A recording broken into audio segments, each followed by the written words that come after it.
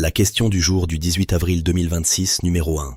Conçue par Adebayo Koukpaki et présentée par le CEB. Le sujet de notre réflexion aujourd'hui, le roi Dieu.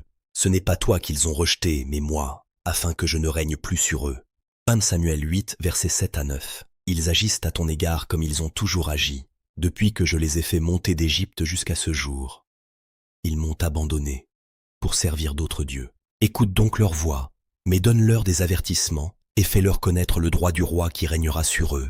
Comment Dieu pouvait-il condamner la demande d'Israël d'avoir un roi alors qu'il avait donné les règles pour le choisir dans le Deutéronome 17? Problème.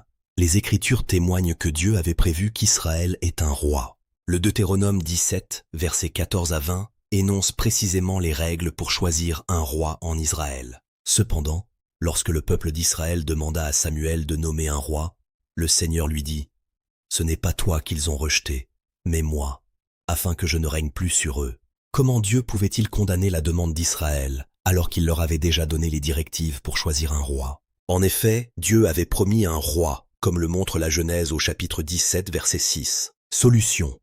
Le contexte de 1 Samuel 8 indique que le peuple n'était pas condamné pour avoir cherché un roi en tant que tel. C'était plutôt parce qu'ils avaient une mauvaise motivation et utilisaient une mauvaise méthode pour se trouver un roi. Tout d'abord, le peuple avait de mauvaises motivations pour demander un roi. Au premier verset du chapitre 8, nous lisons que Samuel était âgé lorsqu'il nomma ses fils juges en Israël. Or, les fils de Samuel n'agirent pas selon la volonté de Dieu. Lorsque le peuple demanda un roi, ce n'était pas parce qu'il souhaitait être gouverné par un homme envoyé par Dieu, mais plutôt par un homme qui régnait sur eux. Le peuple avait confondu l'administration divine, par l'intermédiaire de Samuel, avec les actes de Samuel lui-même. Lors de l'intronisation de Saül, Samuel rappela au peuple que c'était votre Dieu qui vous a sauvé de toutes vos détresses et de toutes vos tribulations. Ils oublièrent complètement que c'était Dieu qui les protégeait et les guidait, et non Samuel ou un roi humain que Samuel aurait désigné. Par conséquent, ils ne rejetèrent pas Samuel, mais Dieu. Deuxièmement, ils omettèrent de consulter l'Éternel au sujet d'un roi pour les gouverner. Ils ne prirent même pas la peine de demander la direction de Dieu.